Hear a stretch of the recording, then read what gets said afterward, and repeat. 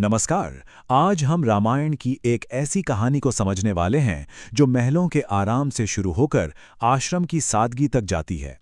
ये कहानी है चार राजकुमारों की, जिनकी जिंदगी शाही ठाठ-बाट से अचानक अनुशासन और ज्ञान की दुनिया में कदम रखती है। देखिए, ये कहानी सिर्फ राजाओं और युद्धों की नहीं है, बल्कि बड़े होने की उस यात्रा की है जिसका सामना हम सब करते हैं। और इसकी शुरुआत होती है उन नामों से जिनमें मानो उनका पूरा भविष्य छिपा हुआ था। तो चलिए उनकी इस यात्रा को 6 हिस्सों में समझते हैं। उनके नामकरण संस्कार से लेकर एक बिल्कुल नई और मुश्किल दुनिया में उनके छात्र जीवन के शुरुआती दिनों तक।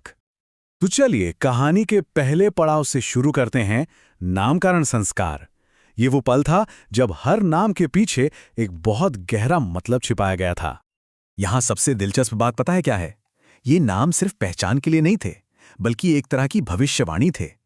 हर नाम ये बता रहा था कि वो राजकुमार बड़ा होकर कैसा बनेगा, उसका चरित्र कैसा होगा। राम, जो सबको आनंद देंगे।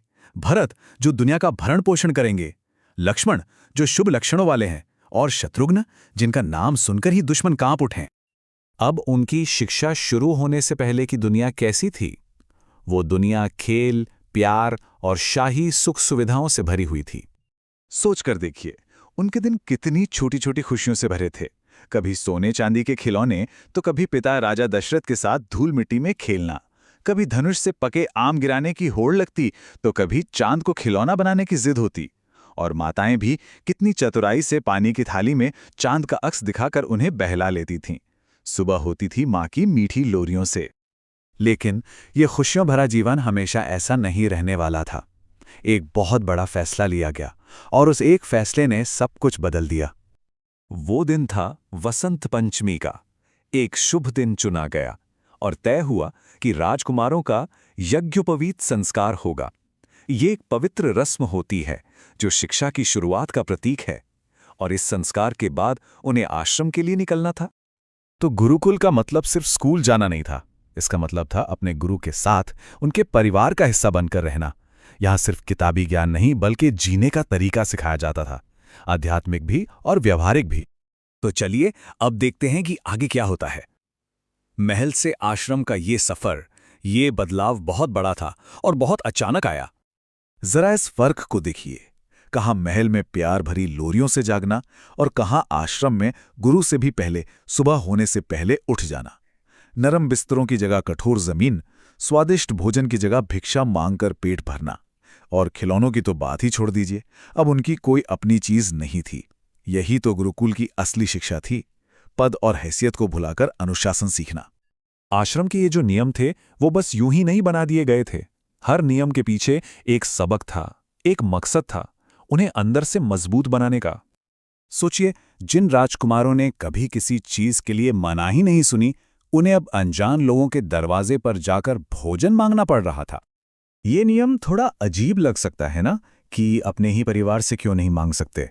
लेकिन इसके पीछे एक बहुत गहरा कारण था। इसका मकसद था बराबरी लाना, ताकि अमीर घर के बच्चे अपने घर से अच्छा अच्छा खाना लाकर गरीब छात्रों को छोटा महसूस न कराएं। और यह सिखाना कि शिक्षा सिर्फ एक परिवार की नहीं, बल्कि पूरे समाज की जिम्मेदारी है। ये एक ऐसा सबक है जो आज भी उतना ही जरूरी है। एक और नियम था शारीरिक कष्ट सहने का। नंगे पैर चलो, चाहे धूप हो या बारिश, छाते का इस्तेमाल नहीं करना, मतलब आराम की हर आदत को तोड़ना था।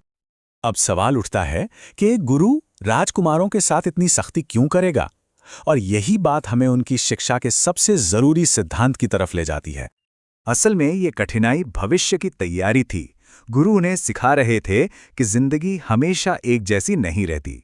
आज राजकुमार हो, कल हो सकता है जंगल में रहना पड़े, और जो अंदर से मजबूत नहीं होगा वो टूट जाएगा। असली ताकत पद में नहीं, बल्कि हिम्मत और सहनशीलता में होती है। उनकी पूरी दिनचर्या सेवा, अनुशासन और मेहनत के इर्द गिर्द घूमती थी। गुरु से पहले उठना, आश्रम की साफ सफाई करना, यज्ञ के लिए जंगल से लकड़ियां लाना, अपने और गुरु के लिए भिक्षा मांगना, गुरु की सेवा करना, और गुरु के सो जाने के बाद ही सोना। अब जब उनसे उनकी शाही पहचान, उनका राजकुमार होना छीन लिया गया, तो उनके पास क्या बचा? उनके पास बचा एक दूसरे का साथ, उनका भाईचारा, जो किसी भी पदवी से कहीं ज्यादा मजबूत था।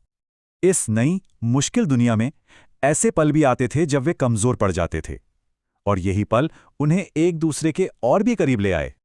जब छोटे भाइयों को घर की याद सताती, तो वो किसी रानी या सेवक के पास नहीं जाते थे। वो जाते थे अपने बड़े भाई, अपने राम भैया के पास।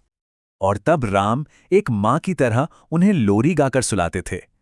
ये दिखाता है कि मुश्किल समय में उनका आपसी रिश्ता ही उनकी सबसे बड़ी ताकत था।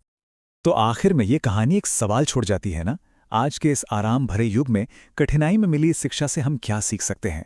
असल में जिंदगी की चुनौतियों के लिए हमें क्या तैयार करता है? मुश्किलों से बचाव या फिर उन मुश्किलों से लड़कर मिली हुई ताकत? सोचने वाली बात है।